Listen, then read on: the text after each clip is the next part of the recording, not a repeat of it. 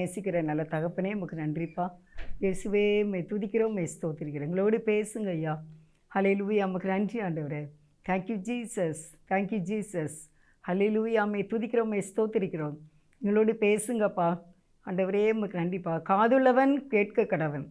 இந்த வசனத்தை கேட்கிறவர்களும் இதை வாசிக்கிறவர்களும் இதை கை கொள்ளுகிறவர்களும் வாக்கியவான்கள் என்று சொன்னீரே. காதுள்ளவன் கேட்க கடவன் என்று சொன்னீரப்பா. இதோ காது இருக்கிற அனைவரும் இந்த வார்த்தையை கேட்கும்படிக்கு நீர் கிருபை செய்தருளும். அதை கை கொள்ளும்படிக்கு கிருபை செய்து பாக்கியவதிகளாய் பாக்கியவான்களாய் நீர் மாற்றுங்கப்பா. நன்றிப்பா. அடிமையை மறைத்து நீங்கள் பேசுங்க. மிகுந்த தாழ்மையோடு ஜெபிக்கிறேன் இயேசுவின் நாமத்தில் நல்ல பிதாவே, ஆமென். கர்த்தருக்கு ஸ்தோத்திரம். God bless you. கர்த்தர் உங்களை ஆசீர்வதிப்பாராக. கர்த்தருடைய ஆசீர்வாதம் உங்களுக்கு நிறைவாய் தங்குவதாக. நிறைவான பலனை கர்த்தர் உங்களுக்கு கட்டளையிடுவாராக. வேதம் சொல்லுகிறது, இஸ்ரவேலின் சேனைகளின் தேவனாகிய கர்த்தருடைய செட்டைகளின் கீழ் அடைக்கலமாய் வந்த உனக்கு நிறைவான பலன் உண்டாவதாக. அவருடைய ஆண்டவருடைய இயேசு கிறிஸ்துவினுடைய செட்டைகளின் கீழ் வந்த உங்களுக்கு ஒரு நிறைவான பலனை கர்த்தர் கட்டளையிடுகிறார். அதற்காக கர்த்தருக்கு ஸ்தோத்திரம். இந்த நாளில் உங்களுக்கு தலைப்பாக என்ன செய்தி அப்படின்னா, அவருடைய தயவோ நீடிய வாழ்வு. சங்கீதம் 30வது சங்கீதம் 5வது வசனத்தை உங்களுக்கு நான் வாசிக்கிறேன். அவருடைய கோபம் ஒரு நிமிஷம், அவருடைய தயவோ நீடிய வாழ்வு. சாயங்காலத்தில் அழுகை தங்கும், விடியற் காலத்திலே களிப்புண்டாகும். அருமையானவர்களே, ஆண்டவருடைய கோபம் சில இடங்களில் தேவன் கோபப்படுகின்றார். உங்களுக்கு தெரியும், மோசேயின் இடத்துல இயேசுவா கோபப்பட்டாங்க, தேவன் கோபப்பட்டார். எருசலேம் தேவாலயத்தில் அந்த ஆலயத்தில் என்ன செய்தாங்க, பிஸ்னஸ் பண்ணாங்க, வியாபாரம் பண்ணாங்க. பிராவிக்கிற கடை இருந்துச்சு, காசுக்காரங்களுடைய கடை இருந்துச்சு, இப்படி நிறைய கடைகள் இருந்துச்சு ஆலயத்தில். இப்போ தேவனுடைய ஆலயம் எப்படிப்பட்டது அப்படின்னா, அது பரிசுத்தமானது. இந்த பரிசுத்தமான ஆலயத்தில் நீங்கள் என்ன இப்படி கடை வச்சுருக்கீங்க, இது எவ்வளவு ஒரு பரிசுத்தமான ஸ்தலம் அப்படின்ட்டு ஆண்டவர் எருசலேம் தேவாலயத்துக்கு வந்தபோது அவர் தன்னுடைய அந்த கச்சை எடுத்து எல்லா காசு கடை, அந்த கடை வியாபாரங்கள் என்னென்ன நடக்கும் எல்லாத்தையும் அடித்து தள்ளி வீழ்த்து, என் தேவனுடைய ஆலயத்தை நீங்கள் கள்ளர் குகையாக்கினீர்கள். ஏன்னா அங்கே என்னெல்லாம் இருக்கும், ஏமாற்று இருக்கும். கடைனாலே என்ன செய்வாங்க, ஏமாத்துறவங்க இருப்பாங்க, உண்மை இல்லாதவங்க இருப்பாங்க, பொய் சொல்லுவாங்க. அந்த மாதிரி இருக்கும்போதெல்லாம் தேவன் அந்த இடத்துல கோபப்பட்டார். அதே மாதிரி மோசேயின் இடத்துலையும் கோபப்பட்டார். ஆனால் தேவன் கோபப்பட்டாலும் அவர்கிட்ட உள்ள ஒரு கேரக்டர் என்ன அப்படின்னா, அது ஒரு நீடிய வாழ்வு என்பதை உங்களுக்கு நான் இந்த 30 நிமிடத்திலே உங்களுக்கு நான் சொல்ல இருக்கின்றேன். வேத வசனத்தினுடைய ஆதாரத்தின்படி பரிசுத்த பைபிளினுடைய இருக்கிற சரித்திரத்தை உங்களுக்கு நான் அப்படியே சொல்ல இருக்கின்றேன். கர்த்தர் நம்மோடு பேசுவார். அருமையானவர்களே, இந்த அருமையான சங்கீதம் 30:5 சாயங்காலத்தில் அழுகை தங்கும், விடியற் காலத்தில் களிப்பு உண்டாகும். ஆனால் தொடக்கத்தில் என்ன சொல்லியிருக்க, அவருடைய கோபம் ஒரு நிமிஷம், ஒரே ஒரு நிமிஷம் தான், 60 வினாடிகள் தான் ஆண்டவருடைய கோபம். ஆனால் அவருடைய இறக்கங்கிறது என்ன அப்படின்னா, அது நீடிய வாழ்வு, முடிவே இல்லாத ஒரு ஆசீர்வாதத்தை உங்களுக்கு தருவேன் என்று கர்த்தர் வாக்கு பண்ணுகிறார். இந்த வேளையில் அவருடைய கோபம் ஒரு நிமிஷம். ஆண்டவருக்கு பிடிக்காததை நாம் செய்யும்போது தேவன் கோபப்படுகின்றார். அது ஒரு நிமிடம்தான். ஆனால் அதுக்கு பிறகு அவருடைய இரக்கங்களுக்கு முடிவே இல்லை. நான் யாத்திராகமம் 4வது அதிகாரத்தில் 10வது வசனத்தை உங்களுக்காக நான் வாசிக்கிறேன். யாத்திராகமம் 4வது அதிகாரம் 10. அப்பொழுது மோசே கர்த்தரை நோக்கி, ஆண்டவரே, இதற்கு முன்னாவது தேவரீர் உமது அடியானோடே பேசினதற்கு பின்னாவது நான் வாக்கு வல்லவன் அல்ல, நான் திக்குவாயும் மந்த நாவும் உள்ளவன் என்றான். நீங்கள் அதுக்கு முன்னால் பார்த்தீங்கன்னா, இஸ்ரவேல் ஜனங்கள் எகிப்திலே அடிமைகளாக இருக்கின்றார்கள். அந்த அடிமைகளாக இருக்கும்போது ஆண்டவர் என்ன சொல்ல, நீ வா, நான் உன்னை அனுப்புவேன், நீ என்ன செய்யணும், அங்கே போய் என்னுடைய ஜனங்களை நீ எகிப்தில் இருந்து நீ வெளியே கொண்டு வரணும் அப்படின்ட்டு ஆண்டவர் சொல்கிறாங்க. அதான் அதுக்கு முன்னால் உள்ள சம்பவம். ஆனால் அதுக்கு மோசே என்ன சொல்கிறார் அப்படின்னா, நான் என்ன கர்த்தரை நோக்கி சொல்கிறார், ஆண்டவரே, நான் இதுக்கு முன்னாலேயாவது நான் பின்னாலேயாவது எனக்கு நான் வாக்கு வல்லவன் அல்ல, நான் ரொம்ப டேலண்ட்டு கிடையாது, எனக்கு ரொம்ப பேசலாம் தெரியாது, ஏன்னா நான் எப்படிப்பட்டவன், நான் கொன்னி பேசுவேன், அதான் திக்குவாய், நான் வந்து எப்படி பேசுவேன், நான் கொன்னி கொன்னி பேசுவேன், நான் மந்த வாய் உள்ளவன் அப்படின்ட்டு சொல்கிறார். அப்போ அதுக்கு தேவன் என்ன சொல்கிறாருன்னா 11வது வசனத்தில், யாத்திராகமம் 4:11, அப்பொழுது கர்த்தர் அவனை நோக்கி, மனுஷனுக்கு வாயை உண்டாக்கினவர் யார்? ஊமையனையும் செவிடனையும் பார்வையுள்ளவனையும் குருடனையும் உண்டாக்கினவர் யார்? கர்த்தராகிய நான் அல்லவா? அப்போ ஆண்டவர் என்ன சொல்கிறாங்க? நான் தான் வாயை உண்டாக்கினேன், சரியா? நான் தான் கண்ணை உண்டாக்கினேன், சரியா? நான் தான் உனக்கு காதை உண்டாக்கினேன், சரியா? நான் உன்னுடைய எல்லா சரீரத்தையும் நான் தானே உண்டாக்கினேன். ஏன் நீ வந்து எனக்கு திக்கு வாயி மந்த வாயின்னு சொல்லிகிட்டு இருக்க? நீ இப்படிலாம் காரணம் சொல்லக்கூடாது, இதுக்கெல்லாம் போக்கு சொல்லக்கூடாது, இதுக்கு நீ வந்து ரீசன் சொல்கிற அப்படின்னு சொல்லி வந்து ஆண்டவர் பேசுகிறாங்க. அதுக்கு 12வது வசனம், ஆதலால் நீ போ, நான் உன் வாயோடு இருந்து நீ பேச வேண்டியதை உனக்கு போதிப்பேன் என்றார். என்ன சொல்கிறாரு ஆண்டவர்? நீ போ, நான் வாயோடு இருந்து என்ன செய்வேன், நான் பேசுவேன், நீ போ தைரியமா அப்படின்னு தேவன் சொல்கிறாங்க. ஆனால் அதுக்கு மோசே திருப்பி என்ன சொல்கிறார்? ஒரு பெரிய வாக்குவாதம் நடந்து கொண்டு இருக்கின்றது இந்த யாத்திராகமம் 4வது அதிகாரம் 13. அதற்கு அவன், ஆண்டவரே, நீர் அனுப்ப சித்தமாய் இருக்கிற யாரையாகிலும் அனுப்பும் என்றான். யாருக்கு வரும் இந்த தைரியம்? எப்படி இப்படிப்பட்ட வார்த்தையை சொல்ல முடியுது மோசேக்கு? ஏனென்றால் நெருங்கிய ஒரு உறவு, மோசேக்கும் தேவனுக்கும் இருக்கிற ஒரு நெருங்கிய உறவு தான். தேவன் சொல்கிறாரு, நீ வா, நான் வாயோடு இருந்து பேசுவேன், நான் கூட இருப்பேன் அப்படின்லாம் தேவன் சொல்ல தான் செய்கிறாங்க. ஆனால் அதுக்கு மோசே என்ன சொல்கிறார்? உங்களுக்கு யார் சித்தமோ அவங்கள அனுப்புங்கன்னு சொல்லக்கூடிய தைரியம் யாருக்கு வரும்? பார்க்கும்போது அவங்களுடைய ஃபெல்லோஷிப் தான், அவங்களுடைய ஐக்கியம்தான். தேவனும் மோசேயும் ஒரு முகமுகமாக அவங்க நல்லா பேசி வாங்கி இருக்காங்க. அதனால தான் மோசே வந்து இப்படி ஒரு வார்த்தையை சொல்கிறார். நான் தான் எழுதியிருக்கேன், யாருக்கு வரும் இந்த தைரியம்? இப்படி யார் பேச முடியும்? ஆனால் தேவனுக்கு என்ன வந்துட்டு இந்த இடத்துல ஆண்டவர் இதில் நான் உங்களுக்கு வாசிக்கிறேன். தேவனுக்கு கோபம் வந்துட்டு, நான் நீ வான்னு சொல்கிறேன், உன் கூட நான் இருப்பேன்னு சொல்கிறேன், இந்த பதவி எனக்கு வேண்டாங்க, நான் 40 லட்சத்துக்கு அதிகமான பதவிக்கு மக்களுக்கு நான் உன்னை தலைவனாக வைக்கணும்னு நினைக்கிறேன், நான் பெரிய பிரதமராக வைக்கணும்னு நினைக்கிறேன், நான் உன்னை உயர்த்தணும்னு நினைக்கிறேன், நீ என்னடானா நான் வரமாட்டேன், எனக்கு அது தெரியாது இது தெரியாதுன்னு சொல்லிகிட்டு இருக்க அப்படின்னு சொல்கிறாங்க. பார்த்துக்கோங்க, நம்மளும் வாழ்க்கையில் கூட அப்படி தான். நமக்கு ஒரு உயர்ந்த பதவியை கொடுக்கும்போது நாம் யோசித்துருக்கோம், ஏன்னா இது எங்கே நமக்கு முடியும், ஐயோ நம்மளாலாம் முடியாது, நான்லாம் சின்ன பிள்ளை, எனக்கு எங்கே தெரியும், அந்த மாதிரி டேலண்ட்லாம் கிடையாது, நான் இதை நினைக்கவே இல்லை, நான் இதை எதிர்பார்க்கவே இல்லை அப்படின்லாம் நம்ம சொல்கிறோம். ஆனால் தேவன் நம்மளை குறித்து உயர்த்தணும்னு நினச்சிட்டாங்கன்னா அதை யாரும் தடுக்கவே முடியாது. நம்ம உயர்த்தணும்னு ஆண்டவர் நினச்சிட்டாங்களா, நம்ம உயர்ந்தே தான் இருப்போம். நம்ம நல்ல வீடு வாசலோடு ஆசீர்வாதமாக இருக்குன்னு நினச்சா ஆண்டவர் நினச்சிட்டாங்கன்னா அது நடக்கும். நம்ம பிள்ளைகளுக்கு நல்ல திருமணம் நடக்கணும், நல்ல ஏற்ற ஜோடியை தரணும் அப்படின்னு ஆண்டவர் நினச்சிட்டாங்கன்னா நம்முடைய குவாலிஃபிகேஷனை பார்க்க மாட்டார். அவர் என்ன நினைக்காரோ அந்த இறக்கம், அவருடைய அந்த இறக்கம் வந்து ஒரு பக்கம் வடிஞ்சிக்கிட்டு தான் இருக்கும். எப்படி வந்து அவர் கோபப்படுறார், நான் இதில் உங்களுக்கு நான் வாசித்து காட்டுறேன் பாருங்கள். அப்பொழுது 14வது வசனம், யாத்திராகமம் 4:14, அப்பொழுது கர்த்தர் மோசேயின் மேல் கோபம் மூண்டவராகி, லேவியனாகிய ஆரோன் உன் சகோதரன் அல்லவா, அவன் நன்றாய் பேசுகிறவன் என்று அறிவேன், அவன் உன்னை சந்திக்க புறப்பட்டு வருகிறான், உன்னை காணும்போது அவன் இருதயம் மகிழும், நீ அவனோட பேசி அவன் வாயில் வார்த்தைகளை போடு, நான் உன் வாயிலும் அவன் வாயிலும் இருந்து நீங்கள் செய்ய வேண்டியதை உங்களுக்கு உணர்த்துவேன் அப்படின்னு ஆண்டவர் சொல்கிறார். உன்னுடைய சகோதரன் இருக்கான், அவன் வருவான், நீ என்ன செய்யணும், நீ உன்னுடைய வார்த்தைகளை இப்படி தேவன் சொல்லியிருக்காருன்னு நீ அவன் வாயில் போடு, அவன் நல்லா பேசுவான், என்ன அப்போ நீங்கள் அந்த காரியத்தை நீங்கள் செய்து முடிக்கணும் அப்படின்ட்டு சொல்கிறார். கோபத்தோடு சொன்னாலும் அங்கே வந்து லைட்டாக ஒரு இறக்கம் வடிது பாருங்க. அந்த இறக்கம் அப்படியே இறக்கம் லீக் ஆகுது, எப்படி பிளட்டு லீக் ஆகுது பாருங்க. அதே மாதிரி தேவனுடைய இருதயத்தில் இருந்து ஒரு இறக்கம் அப்படியே லீக் ஆகிட்டு வருது. அது அடுத்த வசனம், யாத்திராகமம் 4வது அதிகாரம் 16வது வசனத்தை வாசிக்க பாருங்க.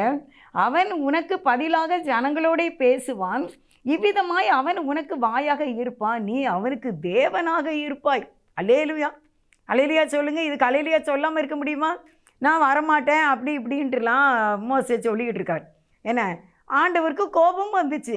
ஆனாலும் கூட இந்த வார்த்தை எனக்கு ரொம்ப பிடிச்சிருந்துச்சு. என்ன ஆண்டவரே, நீங்கள் என்னமோ கோவப்பட்டீங்க மோசேட்ட, என்ன மோசே எதிர்த்து உங்களை பேசுன மாதிரி தெரியுது. இதில் என்ன, நீ வா, நான் உன்னை வந்து என்ன செய்வேன், இஸ்ரவேல் ஜனங்களை நீ வெளியே கொண்டு வரணும், உன்னை நான் அதிபதியாக வச்சுருக்கேன்டா அப்படின்னு நீங்கள் சொல்கிறீங்க. ஆனாலும் இவர் பதிலுக்கு பதில் பேசிகிட்டு இருக்காரு. கடைசியில் நீங்கள் என்னப்பா இப்படி சொல்லிட்டீங்க, சரி எனக்கு ரொம்ப ஆச்சரியமாக இருக்குப்பா, எனக்கு உங்களை ரொம்ப பிடிச்சிருக்குப்பா, நான் வீட்டில் உட்காந்து கட்டில் உட்காந்து இந்த செய்தியை நான் எடுத்துக்கிட்டு இருந்தேன் பார்த்துக்கோங்க. அப்படி எடுத்துக்கிட்டு இருக்கும்போது என்னதான் கோபம் இருந்தாலும் ஒரு பக்கம் வந்து அந்த இரக்கம் என்பது கசிகிறது. நீ அவனுக்கு தேவனாய் இருப்பாய், அவன் உனக்கு வாயாக இருப்பான். என்னதான் இருந்தாலும் என்னோட பிள்ளை, நான் உன்னை இந்த ஜனத்துக்கு அதிபதியாக நான் நினச்சிட்டேன். உன் தாயின் கருவிலே உன்னை நான் தெரிந்து கொண்டேன். அதனால தான் உன்னை நதியில் வச்சு உன்னை காப்பாற்றினேன். பார்வோன் ராஜா ஆண் பிள்ளைகளை அழித்து கொலை செய்ய வேண்டும் என்று சொல்லும்போது, ஏன்னா உன்னை மட்டும் அந்த நாணல் செடியில் வச்சு என்ன, உன்னை நான் அந்த ராஜகுமாரத்தையே அந்த நேரம் அந்த நதிக்கு வரவழைச்சி உங்கள் அம்மாட்டையே நீ பால் குடித்து நீ அங்கிருந்தே உன் தாயின் இடத்துல சத்தியத்தை கேட்டு வளர்ந்து நீ இந்த இஸ்ரவேல் ஜனங்களே இந்த பார்வோன் இடத்திலிருந்து நீ எடுத்துக்கொண்டு வர வேண்டும். நான் நினச்சி பார்ப்பேன், எதுக்கு பார்வோன் அரண்மனையில் 40 ஆண்டுகள் மோசே வாழ்ந்தார் அப்படின்னு. அதுக்கு ஒரு ரீசன் இருக்குது. என்ன தெரியுமா, பார்வோன்ட்ட இப்போ ஆண்டவர் வந்து இவன் வந்து எங்கே இருக்கார், மோசே வந்து வனாந்தரத்தில் இருக்கார். வனாந்தரத்தில் இருக்கும்போது தான் தேவன் என்ன செய்கிறாரு, கூப்பிட்டு நீ அங்கே போன்னு சொல்கிறார். அப்போ பார்வோன்ற ராஜாட்ட பேசணும்னா அதுக்கு எப்படி போகணும், அங்கே அந்த பாதை எங்கே இருக்குது, எங்கே ராஜா சிங்காசனத்தில் உட்கார்ந்துருப்பார், என்ன எந்த அறையில் இருப்பார், எப்படி கிரீடம் வச்சுருப்பார், அவர் எங்கே படுப்பார், எல்லாமே மோசேக்கு தெரியும். ஏனென்றால் 40 ஆண்டுகள் அந்த பார்வோன் அரண்மனையிலே வாழ்ந்தது எதுக்கு தான், இதுக்கு தான். சும்மா எப்படி போக முடியும்? ஒரு கலெக்டர் ஆஃபீஸுக்குள்ளே நீங்கள் போயிடுவீங்க, நீங்கள் ஒரு போலீஸ் ஸ்டேஷனுக்குள்ளே நீங்கள் போயிடுவீங்க, பூட்டி கிடக்கிற ஒரு பெரிய பேலன்ஸுக்குள்ளே நீங்கள் போயிடுவீங்க, ஒரு பணக்கார வீட்டுக்குள்ளே நீங்கள் போயிடுவீங்க. சும்மா போக முடியாது. அது எந்த ரூம் எங்கே இருக்குன்னு தெரியாது, எது பெட்ரூமு, எது ஸ்டோர் ரூம், எது அவங்க தங்கம் வச்சுருக்காங்க, எது அவங்க வைரம் வச்சுருக்காங்கங்கிறதெல்லாம் நமக்கு கண்டுபிடிக்க முடியாது. ஆனால் இந்த மோசே ஏற்கனவே அங்கே 40 வயசு வரைக்கும் அங்கே வாழ்ந்தார். அந்த வாழ்ந்ததுனால இப்போ தேவன் அவனை கூப்பிடுறாரு. அப்பனா தான் நீ ராஜாட்ட பார்வோன்ட்டு போய் நிற்கிறதுக்கு உனக்கு வழியும் தெரியும், வாசலும் தெரியும், எந்த கேற்று வழியாக போனால் நீ பார்வனுக்கு முன்னால் போய் நிற்கலாம் அப்படின்ட்டு. அல்லேலூயா, அல்லேலூயா. அருமையானவர்களே, ஆண்டவர் நினச்சிட்டாங்க உங்கள் பிள்ளையை இன்னைக்கு உயர்த்தணும்னு நினச்சிட்டாரா, யாரை கொண்டாகிலும் உயர்த்துவார். உங்கள் மருமக்களை ஆசீர்வதிக்கணும்னு நினச்சிட்டாரா, எப்படியும் உயர்த்துவார். எப்படியும் தேவனாலே கூடாத காரியம் ஒன்றுமே இல்லை. அவரை மட்டும் பற்றி பிடித்து கொள்ள வேண்டும், அவரை சார்ந்து கொள்ள வேண்டும், அவருடைய கால்களை பிடித்து கொள்ள வேண்டும். அவரிடத்துல இயேசுவின் இடத்துல நம்மை முழுவதுமாக அர்ப்பணித்து இரக்கத்துக்காக கெஞ்சி நிற்கும் போது ஓகே, இவர் எவ்வளோதான் நான் வரமாட்டேன்னு சொன்னாலும் தேவனுடைய திட்டம் இருந்துச்சு. நீ அதிபதி தான், நீ பிரதமர் தான், நீ இத்தனை லட்சத்துக்கு அதிகமான ஜனங்களுக்கு நீந்தாண்டா தலைவன், நீந்தாண்டா தலைவன், நீ அவனுக்கு தேவனாய் இருப்ப. ஹல்லேலூயா. என்ன ஒரு ஆச்சரியம். ஒரு பக்கம் கோபப்படுகின்றார், ஒரு பக்கம் இறக்கம் அப்படியே பிளட் அப்படியே லீக் ஆகி என்ன செய்து இறக்கம் அப்படியே வடிஞ்சு வந்து தேவனாக வைக்கின்றார். அருமையானவர்களே, இன்றைக்கி நம்முடைய வாழ்க்கையில் கூட சில கஷ்டங்களை நீங்கள் நினைக்கிங்க, இது எதுக்கு இவ்வளோ பாடு, என்ன ஒரு வியாதி, ஒன்று மாற்றி ஒன்று இருக்க, என்ன பிரச்சனை, என்ன ஒரு போராட்டம், ஏன் இந்த மாதிரிலாம் சில கஷ்டங்கள், என்னப்பா செய்ய அப்படின்னு நீங்கள் நினைக்கிங்களா? சோர்ந்து போகாதீங்க. அவர் நம்மை பீறினாலும் அவர் நம்மில் இரக்கம் உள்ளவர். புலம்பல்ல சொல்லியிருக்கு அப்படின்னா, புலம்பல்ல ஒரு வசனம் வாசிக்கிறேன். புலம்பல் 3வது அதிகாரம் 32வது வசனத்தில், அவர் சஞ்சலப்படுத்தினாலும் தமது மிகுந்த கிருபையின்படி இறங்குவார். அவர் சஞ்சலப்படுத்தினாலும் இன்னொரு பக்கம் ஆண்டவருடைய கேரக்டர் என்ன அப்படின்னா, மிகுந்த கிருபை, மிகுந்த மிச்ச மீதியான ஒரு கிருபை. இவ்வளோ பிரியாணி சாப்பிட்ற உங்களுக்கு இவ்வளோ பிரியாணியை இலையில் வச்சாங்கன்னா அது மிகுந்த எக்ஸ்ட்ரா எக்ஸ்ட்ரா எக்ஸ்ட்ரா. அதே போல தான் தேவனிடத்தில் இருந்து அவரை நம்பி இருக்கிற உங்களுக்கு கிருபைகள் வந்து கொண்டே இருக்கும். அது நீடிய வாழ்வு, அது முடிவே இல்லாதது. இவர் மோசே என்னதான் நான் வரமாட்டேன்னு சொன்னாலும் தேவனுடைய பிளான் வந்து என்ன அப்படின்னா, நீ அதிபதியாக தான் இருக்கணும், நீ அவனுக்கு தேவனாக இருப்பாய் என்று சொல்லி அவர் கடைசியில் அவனை எடுத்து பயன்படுத்தினார். மோசே எடுத்து அவரை பயன்படுத்தினார் என்று நம்ம பார்க்கின்றோம். ஹல்லேலூயா. 16வது வசனத்தை உங்களுக்கு வாசிக்கிறேன். அதான் அவனுக்கு நீ தேவனாய் இருப்பாய் என்று சொல்கிறார். நம்முடைய ஆச்சரியத்துக்குரியதுன்னு நான் போட்டிருக்கேன். இது எப்படிப்பட்டது? ஆச்சரியத்துக்குரியது. கோபப்படுறாரு, ஆனாலும் நீ அவனுக்கு தேவனாய் இருப்பாய் என்று சொல்கிறார். இதுதான் தேவனுடைய தயவு, அவருடைய நீடிய வாழ்வு. நீ அவனுக்கு அவன் உனக்கு அண்ணன் தான், நீ தம்பி தான், ஆனாலும் நீ என்னதான் இருப்ப, உனக்கு நான் நீடிய வாழ்வை நான் கொடுக்கின்றேன். கோபம் 60 வினாடி தான், ஆனால் அவர் நமக்கு உதவி செய்யணும்னு நினச்சிட்டா யாரும் தடுக்க முடியாது. அவர் செய்யும் நன்மை முடிவே இல்லாத நன்மையாக இருக்கும். யாத்திராகமம் 32வது அதிகாரம் 11வது வசனத்தை உங்களுக்கு வாசிக்கிறேன். மோசே தன் தேவனாகிய கர்த்தரை நோக்கி, கர்த்தாவே, தேவரீர் மகா பலத்தினாலும் வல்லமையுள்ள கையினாலும் எகிப்து தேசத்தில் இருந்து புறப்பட பண்ணின உம்முடைய ஜனங்களுக்கு விரோதமாக உம்முடைய கோபம் பற்றி எரிவதென்ன? நீர் உம்முடைய ஜனங்களை எகிப்திலிருந்து மீட்டு கொண்டு வெளியே வந்தீர்.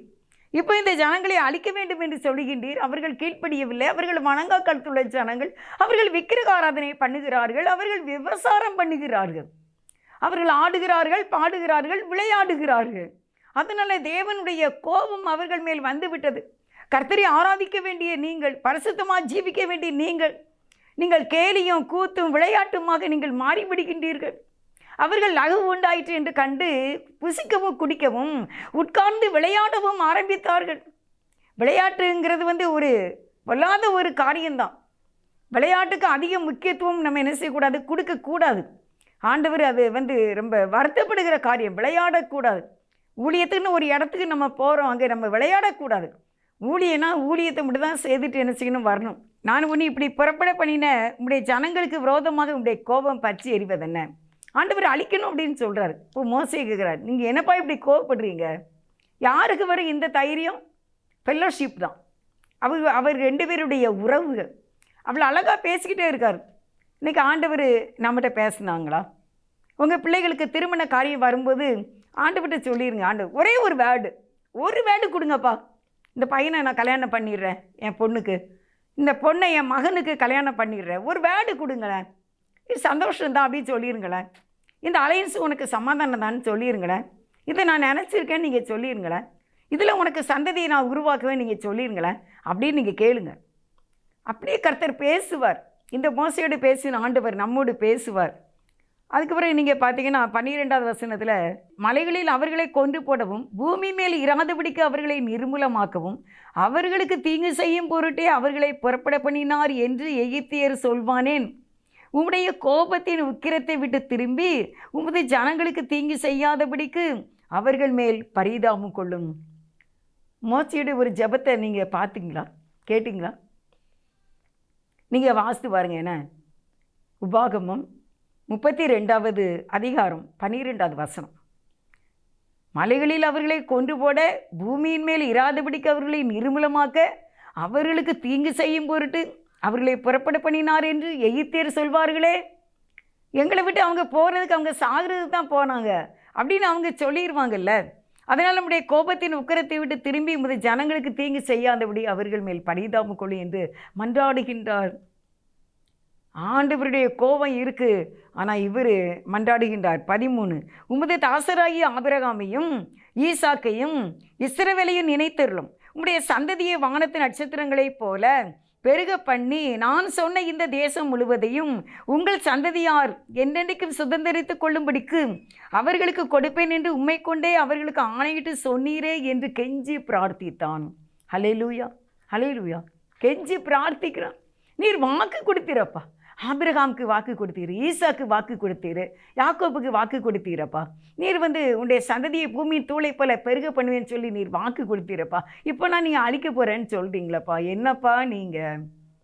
அருமையானவர்களே, கெஞ்சி பிரார்த்தித்தான்.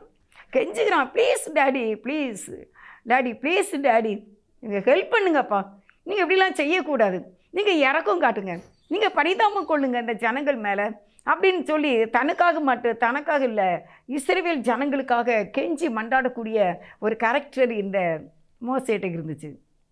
அதே மாதிரி ஆண்டவரும் கோபப்பட்டாலும் நான் சொன்னல, அப்படியே இறக்கம் அது என்ன ஆகுது, லீக் ஆகுது, இறக்கம் லீக் ஆகுது பாருங்கள். அடுத்த வசனத்தில் 14, அப்பொழுது கர்த்தர் தமது ஜனங்களுக்கு செய்ய நினைத்த தீங்கை செய்யாதபடிக்கு பரிதாபம் கொண்டார்.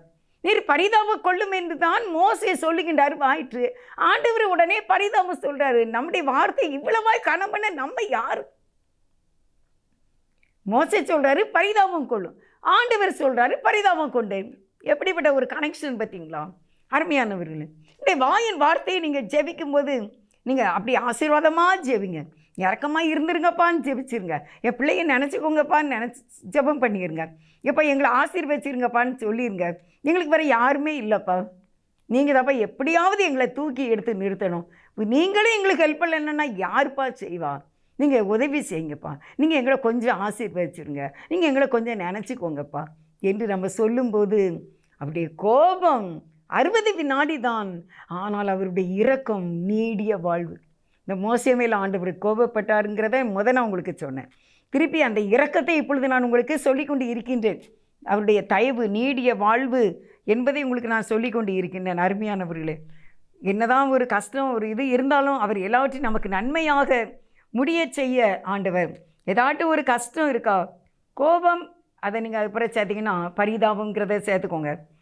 ஒரு பிரச்சனை ஒரு கஷ்டம் வரும், அதான் அந்த தேசத்திலிருந்து புறப்பட பண்ணி நம்முடைய ஜனங்களுக்கு விரோதமாய் நீர் இப்படி நீ பரிதாபம் கொள்ளு என்று அவர் சொன்ன அந்த வார்த்தையின்படி நீங்கள் விட்டுருங்கப்பா, இந்த ஜனங்களை நீங்கள் ஆசீர்வதிச்சிருங்கப்பா அப்படின்னு சொல்லி மோசே கேட்டபடியே தேவன் இரக்கத்தின் ஆண்டவர்.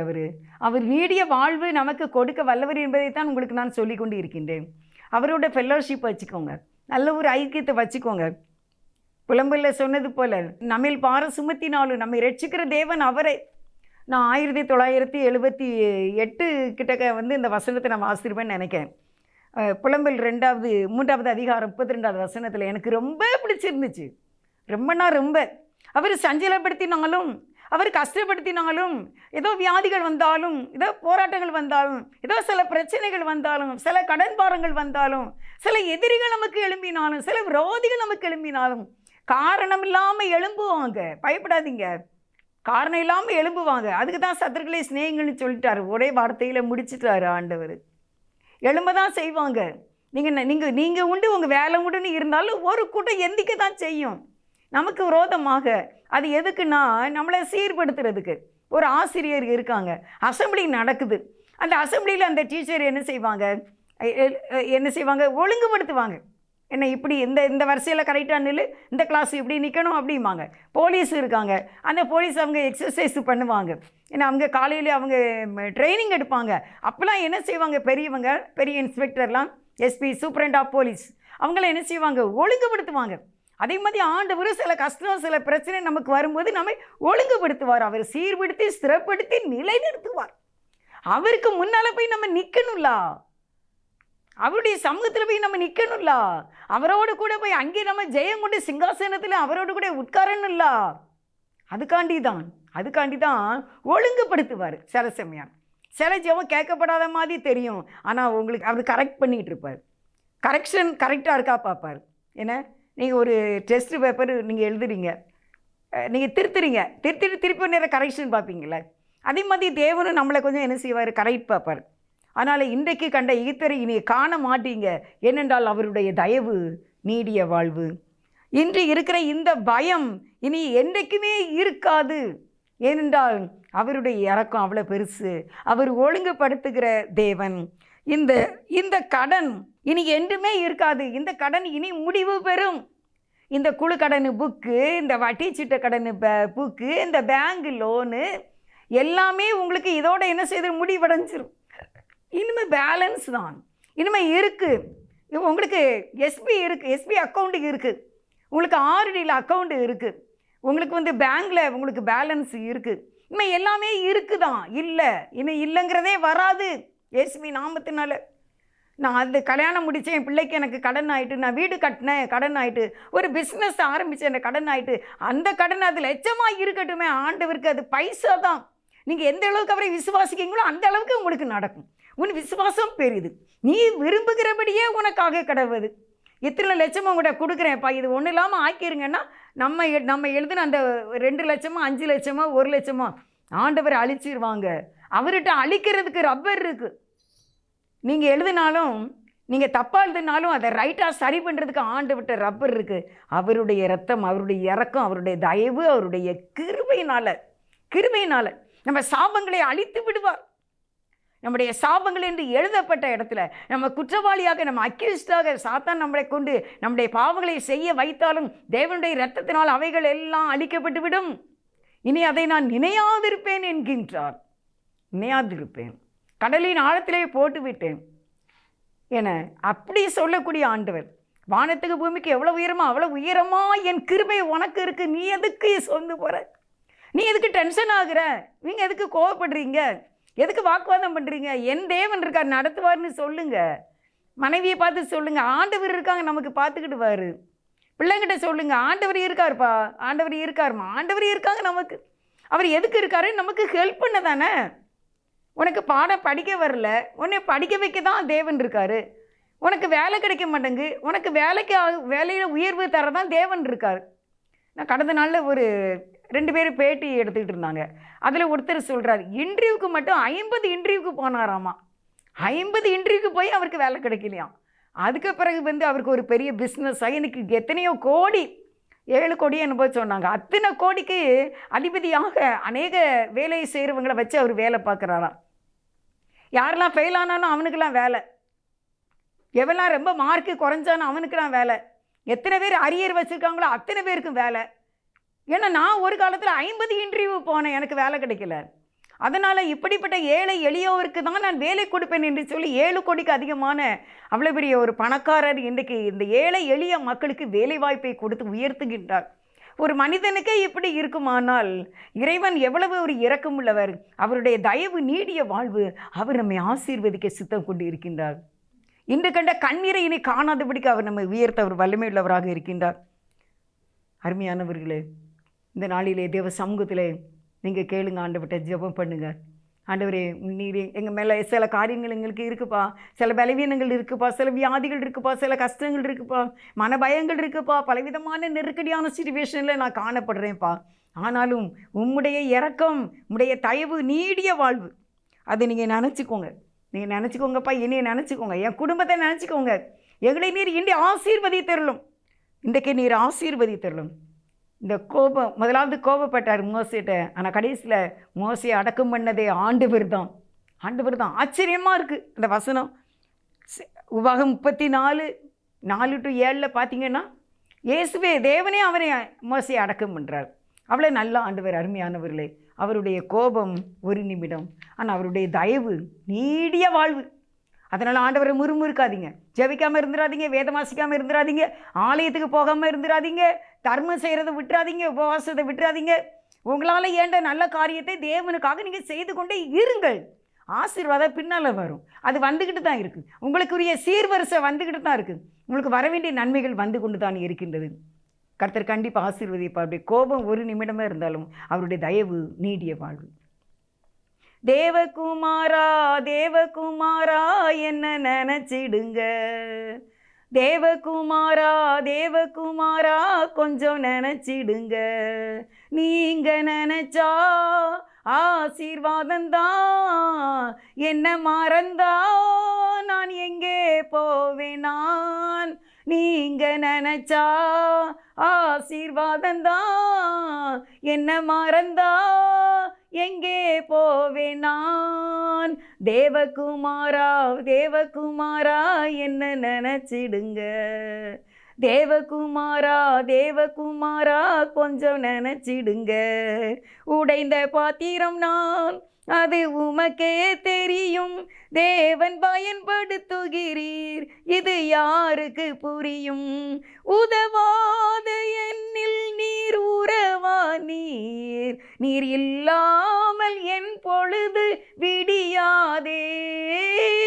உதவாத என்னில் நீர் உறவா நீர், நீர் இல்லாமல் என் பொழுது விடியாதே. நீர் இல்லாமல் என் பொழுது விடியாதே, நீர் இல்லாமல் என் பொழுது விடியாதே. தேவகுமாரா தேவகுமாரா என்ன நினச்சிடுங்க, தேவகுமாரா தேவகுமாரா கொஞ்சம் நினச்சிடுங்க. எங்களை ஆசீர்வதியும் தகப்பனே, எல்லா பிரச்சனைகளையும் தீர்த்து உடைய தயவு எங்களுக்கு நீடிய வாழ்வாக தந்து எங்களுடைய தலைமுறைகளையும் எங்களையும் தீர்க்க ஆயுசு கொடுத்து எங்களை ஆசீர்வதிக்க வேண்டும் என்று, நன்மைகளில் நான் நிரப்ப வேண்டும் என்று மிகுந்த மனத்தாழ்மையோடு இயேசுவின் நாமத்தில் வேண்டிக் கொள்கின்றேன் ஜீவனுள்ள நல்ல பிதாவே. ஆமென், ஆமென். God bless you.